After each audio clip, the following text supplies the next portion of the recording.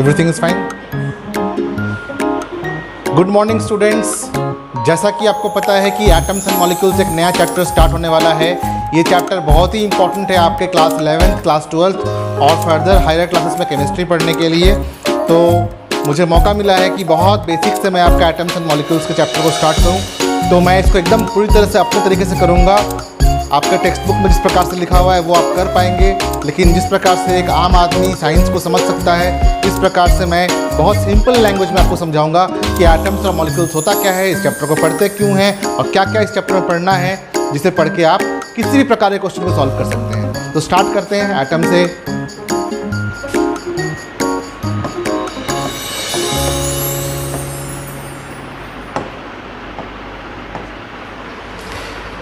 जो भी मैटर है, ये तो पता ही होगा आपको कि मैटर क्या होता है।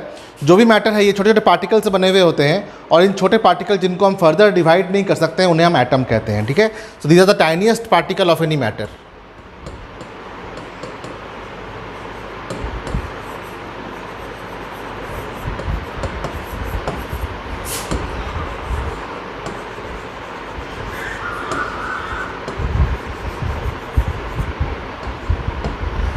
These cannot be divided any further. These cannot be divided. इसको फिर हम तोड़ नहीं सकते और cannot be divided.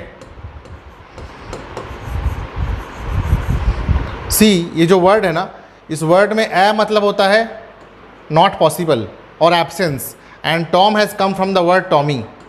Okay, Tommy मतलब काटना। ठीक है, और ए मतलब नॉट। साइंस में जहाँ पे भी ए लिखा रहेगा, ए का मतलब होगा वो नहीं है, मतलब ये जो मॉलिक्यूल है इस मॉलिक्यूल को फर्दर हम डिवाइड नहीं कर सकते हैं। ठीक है, so the Tommy word means divisible, not divisible. So what is it meaning? It's meaning is it is not divisible. Atom को हम फर्दर डिवाइड नहीं कर सकते हैं।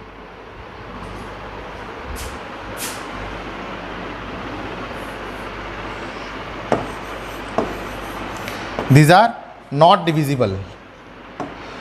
तो फिर आपने कहीं सुना होगा कि एटम्स के अंदर इलेक्ट्रॉन, प्रोटॉन और न्यूट्रॉन भी होते हैं। तो अगर एटम्स के अंदर इलेक्ट्रॉन, प्रोटॉन और न्यूट्रॉन होते हैं तो फिर हम ऐसा क्यों कह रहे हैं कि इसे हम डिवाइड नहीं कर सकते? जैसे कि ये मैंने एक एटम ड्रॉ कर दिया,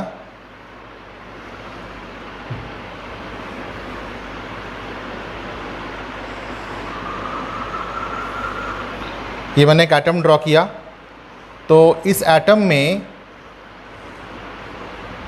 जो आउटर मोस्ट ऑर्बिट होते हैं इसमें इलेक्ट्रॉन होते हैं और एटम के बीचों बीच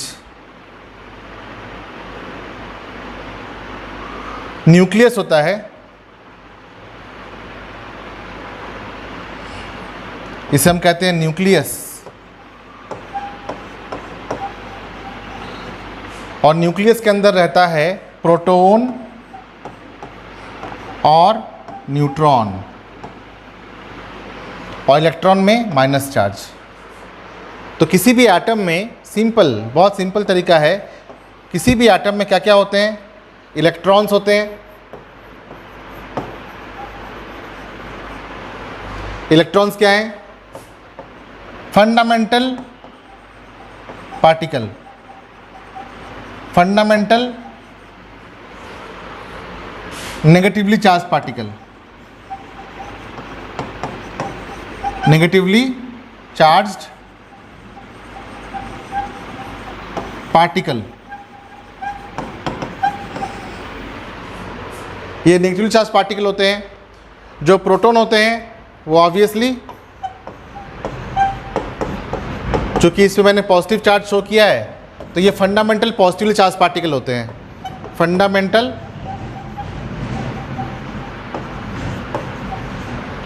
पॉजिटिवली चार्ज पार्टिकल।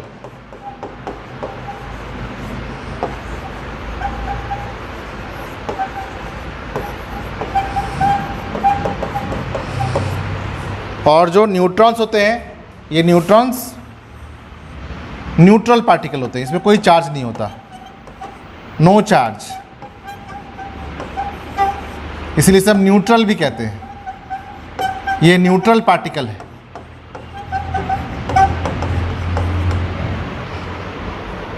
तो किसी भी एटम को जब हम टच करते हैं, जैसे कि गोल्ड है, सिल्वर है, तो ये सब क्या है, एटम से ही बना हुआ है।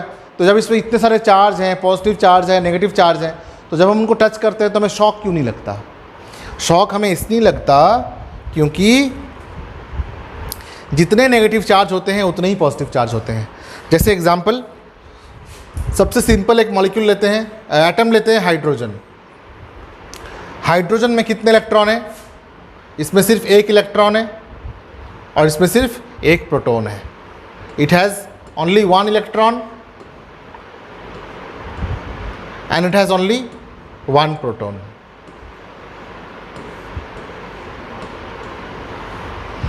ये क्या है? हाइड्रोजन का एक एटम है, ठीक है। और इसमें न्यूट्रॉन कितने होते हैं? हाइड्रोजन के एटम में न्यूट्रॉन 0 होते हैं, कोई न्यूट्रॉन नहीं होता। एज ए रिजल्ट, अगर हाइड्रोजन से आप एक इलेक्ट्रॉन निकाल दें तो इसमें एक पॉजिटिव चार्ज एक्सेस हो जाएगा। अगर हाइड्रोजन से आप एक इलेक्ट्रॉन निकाल देंगे तो एक पॉजिटिव चार्ज एक्सेस हो जाएगा और न्यूट्रॉन तो इसमें है ही नहीं, इसलिए हम H+ आयन को हम प्रोटॉन भी कह सकते हैं। क्योंकि क्या बचा? अब प्रोटॉन ही तो बचा। लेकिन ये केस हीलियम के लिए नहीं होगा। एक हीलियम एटम लेके देखते हैं कैसा होता है।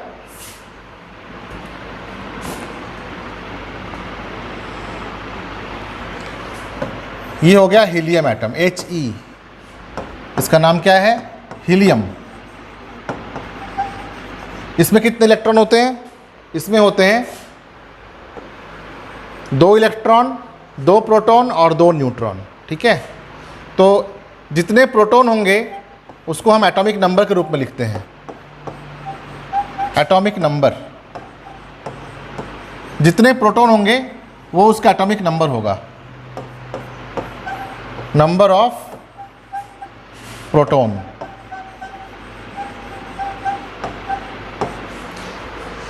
जितने प्रोटॉन होंगे वो उसका एटॉमिक नंबर होगा, और जितने प्रोटॉन होंगे वो उतने नंबर ऑफ इलेक्ट्रॉन्स भी होंगे। न्यूट्रल एटम के केस में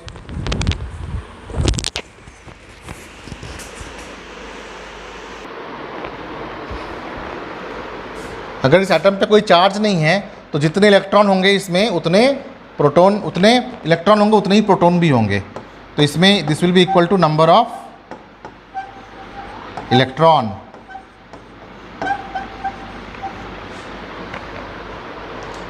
क्यों? क्योंकि ये न्यूट्रल होता है, इसमें कोई चार्ज अभी हीलियम एटम में है नहीं। तो इसमें प्रोटॉन कितने होंगे?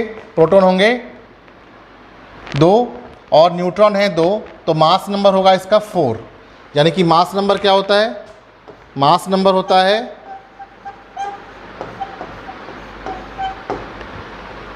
Number of electron plus number of proton, ठीक है। इसे मैं एक बार और क्लियर करता हूं।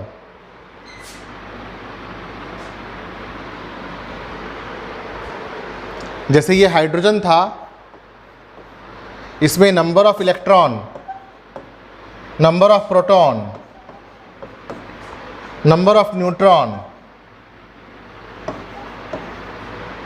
एटॉमिक नंबर और मास नंबर। Z को कहते हैं एटॉमिक नंबर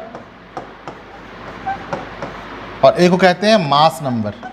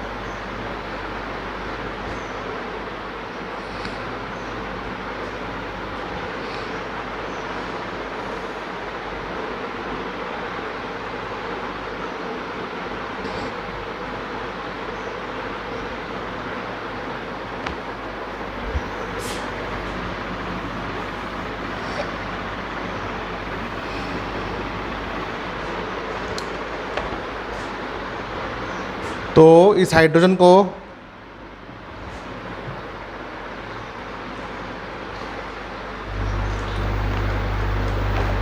यहाँ लिखते हैं। अब ये हाइड्रोजन था, इसमें इलेक्ट्रॉन कितने थे? 1। प्रोटॉन कितने थे? 1। न्यूट्रॉन 0 होते हैं, ठीक है, इसमें 0 होते हैं। तो इसका मास नंबर कितना होगा? इसका मास नंबर होगा number of proton plus number of neutron, ठीक है। तो मास नंबर लिखेंगे 1 + 1 = 2 और एटॉमिक नंबर होगा नंबर ऑफ प्रोटॉन। तो ये जो है this will be equal to Z।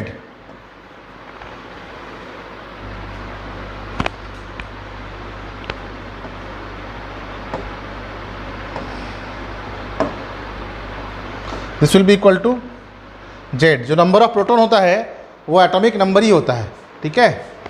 और जो मास नंबर होता है ये होता है number of neutron plus number of proton. उसी प्रकार से अब हम देखेंगे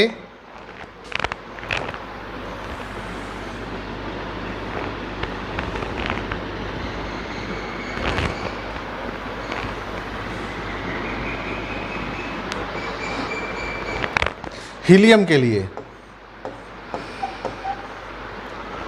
हीलियम का नंबर ऑफ इलेक्ट्रॉन होता है 2, प्रोटॉन 2, न्यूट्रॉन 2। तो एटॉमिक नंबर कितना होगा? एटॉमिक नंबर जितना इसका नंबर ऑफ प्रोटॉन्स होगा वो उसका एटॉमिक नंबर होगा, ये होगा 2। और मास नंबर क्या होगा? मास नंबर होगा इसका सम, सो मास नंबर विल बी 4। तो इन सब चीज़ों को टेबल में ना दिखा के एक शॉर्ट हैंड तरीके से दिखाने के लिए हम एक तरीका लिखते हैं, वो ये है कि एटॉमिक नंबर को हम सबस्क्रिप्ट में लिखते हैं यहाँ पे 1 और मास नंबर को हम यहाँ पे लिखते हैं 1। ये यूनिक केस है, यहाँ पे न्यूट्रॉन नहीं है, ये एक ऐसा एटम है जिसमें न्यूट्रॉन नहीं है, इसलिए इसका एटॉमिक नंबर और मास नंबर दोनों ही 1 है। वैसे हीलियम में एटॉमिक नंबर 2 है और मास नंबर है 4। तो जब भी आपको कोई पीरियोडिक टेबल दिखेगा, उस पीरियोडिक टेबल में जहाँ पे बहुत सारे एलिमेंट्स लिखे रहते हैं, वहाँ पे जो भी नंबर आपको एटम के नीचे दिखेगा उससे आप एटॉमिक नंबर समझिएगा और जो ऊपर लिखा रहेगा उसे मास नंबर समझिएगा। तो अभी तक हमने क्या देखा? अभी तक हमने देखा कि एक एटम में इलेक्ट्रॉन और प्रोटॉन किस प्रकार से होता है और उसे हम कैसे इलेक्ट्रॉन और प्रोटॉन के नंबर के हिसाब से एटॉमिक नंबर और मास नंबर दिखाते हैं। अब एक छोटा सा क्वेश्चन,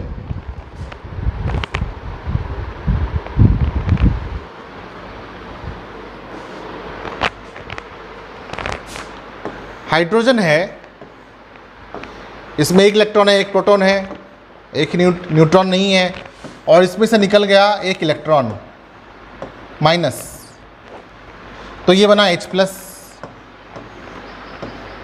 तो इसका एटॉमिक नंबर क्या होगा? What will be its atomic number? क्या एटॉमिक नंबर में कोई चेंज होगा?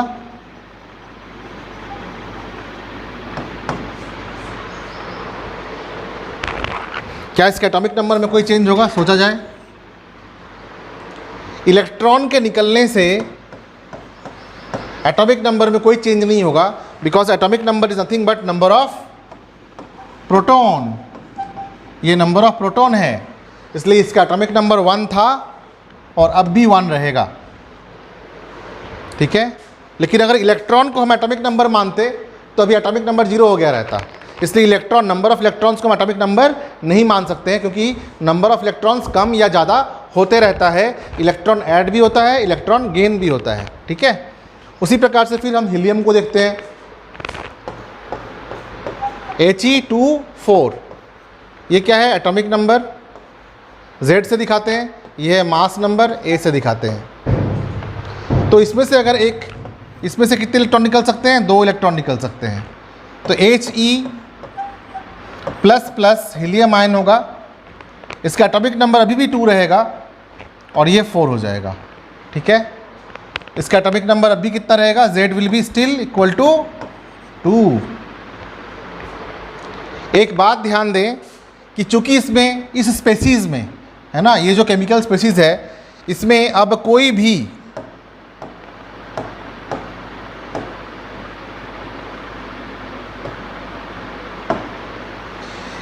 कोई भी फंडामेंटल पार्टिकल नहीं रहा सिर्फ प्रोटॉन के अलावे, तो इसे हम सिर्फ प्रोटॉन भी कह सकते हैं, दिस इज प्रोटॉन। उसी प्रकार से इसका चार्ज और मास, चार्ज मतलब 2 प्लस चार्ज और मास कितना 4। एक एटम का मास को नापने का unit AMU, atomic mass unit, ठीक है, एटॉमिक मास यूनिट। ये इक्विवेलेंट है अल्फा पार्टिकल से, इसलिए हम हीलियम 2+ आयन को अल्फा पार्टिकल भी कहते हैं, ठीक है। ये जनरल नॉलेज है, इसको आप याद रखिएगा, काम आएगा।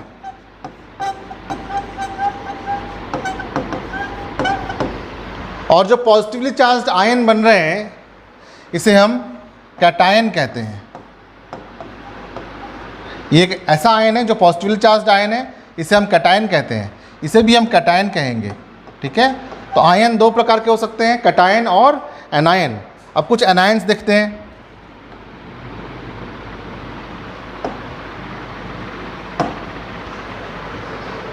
जैसे क्लोरीन, अगर आपको पता हो कि इसका एटॉमिक नंबर 17 होता है और इसका मास नंबर 35.5, ये इसलिए क्योंकि हाइड्रोजन जो है, इसके केस में हमने 1 लिखा था, एक्चुअली ये हमें लिखना चाहिए था 1 एंड ऊपर में मास नंबर 1.008। ये इसलिए क्योंकि किसी भी एटम के कुछ आइसोटोप भी होते हैं, डिफरेंट फॉर्म्स होते हैं। हाइड्रोजन के 3 आइसोटोप है, एक है प्रोटियम H11, ये है H12 ड्यूटेरियम और H13। ये अराउंड 99% है और ये 0.5% और ये 0.5%। तो जब हम इनका वेटेड एवरेज लेते हैं 1 का, 2 का और 3 का, तो ये हमारा 1.008 आता है। These are isotopes.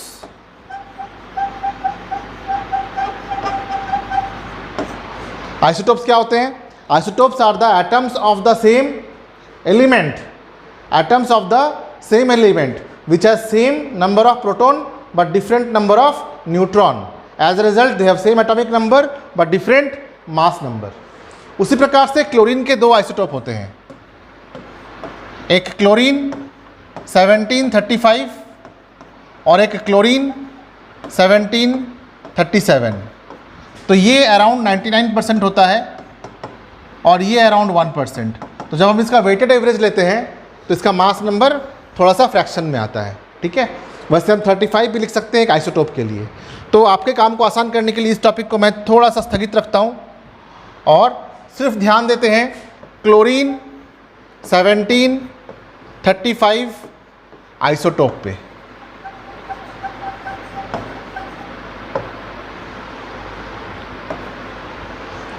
इसका एटॉमिक नंबर है 17। तो किसी भी एटम में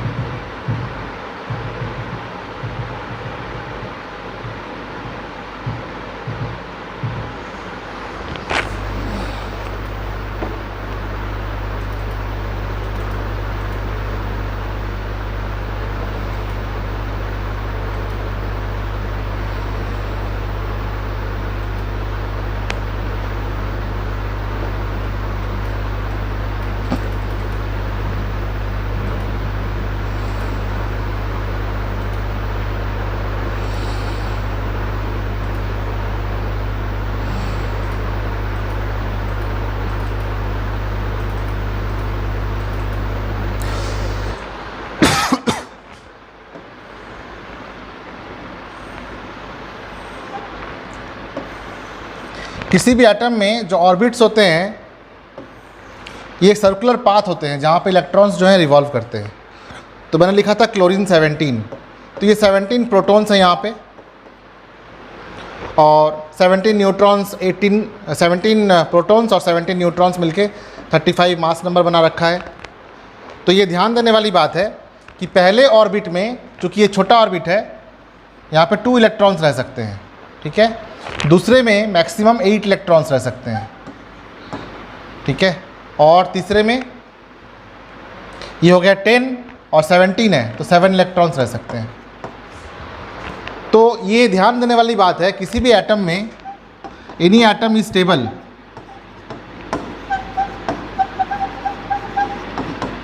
if any atom is stable if outermost orbit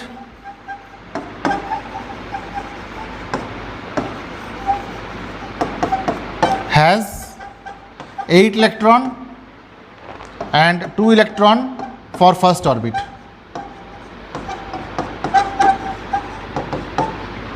पहला ऑर्बिट के लिए 2 इलेक्ट्रॉन रहे तो एटम स्टेबल होगा और वैलेंस यानी कि आउटर मोस्ट सेल के लिए अगर 8 हो तो स्टेबल होगा। तो ये अभी अनस्टेबल है, इसे चाहिए 1 इलेक्ट्रॉन स्टेबल बनने के लिए। तो ये 1 इलेक्ट्रॉन लेगा और ये बन जाएगा Cl माइनस आयन। तो ये स्टेबल है, क्यों? क्योंकि इसमें अब आउटर मोस्ट सेल में 8 इलेक्ट्रॉन्स हो गए। तो यहाँ पे जो नेगेटिवली चार्ज एटम बना इसे हम कहते हैं एनायन, इसे हम कहते हैं एनायन। तो कोई भी जो एटम है वो एटम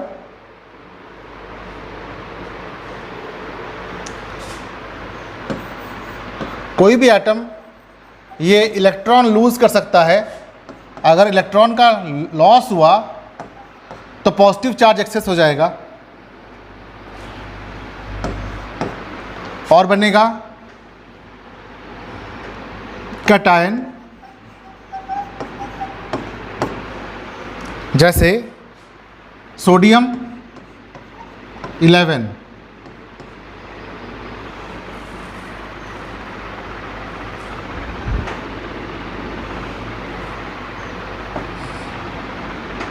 अगर इसमें से 1 इलेक्ट्रॉन निकल जाए तो ये बनेगा सोडियम प्लस आयन। इस आयन को हम कहेंगे कैटायन। उसी प्रकार से अगर किसी एटम में इलेक्ट्रॉन का गेन हो जाए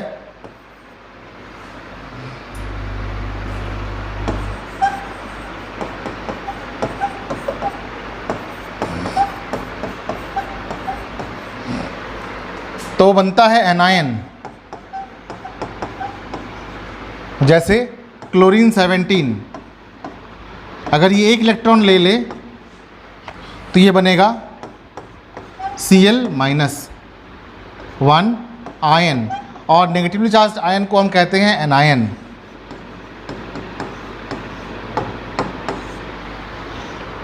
ये था एक ब्रीफ इंट्रोडक्शन एटम्स के बारे में। अब मैं जो इस प्रकार के नंबर ऑफ इलेक्ट्रॉन्स और नंबर ऑफ प्रोटॉन्स लिखता हूँ, इसको मैं कैसे लिखता हूँ और कैसे मैं फर्स्ट ऑर्बिट में 2, सेकेंड ऑर्बिट में 8, थर्ड ऑर्बिट में कितने इलेक्ट्रॉन होंगे, ये मैं कैसे डिसाइड करता हूँ, ये मैं अपने नेक्स्ट क्लास में बताऊँगा। और जब मैं एटम्स के बारे में सब कुछ बता दिया हुआ हूँगा, फिर मैं आपको बताऊँगा कि एटम्स कंबाइन करके मॉलिक्यूल्स क्यों बनते हैं। तो एटम्स कंबाइन करके मॉलिक्यूल्स क्यों बनते हैं, ये जानने के लिए आप बने रहिएगा।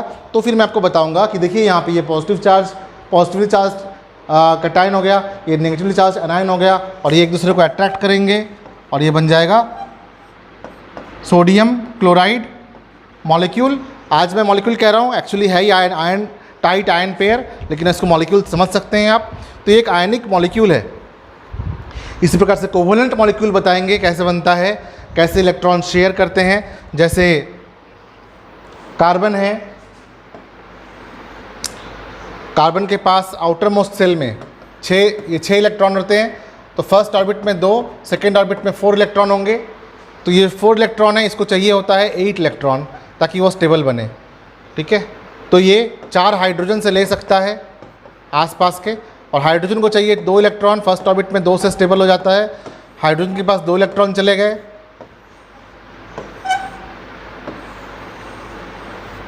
हाइड्रोजन के पास 2 इलेक्ट्रॉन चले गए, ठीक है, और ये बन गया एक कोवलेंट मॉलिक्यूल CH4।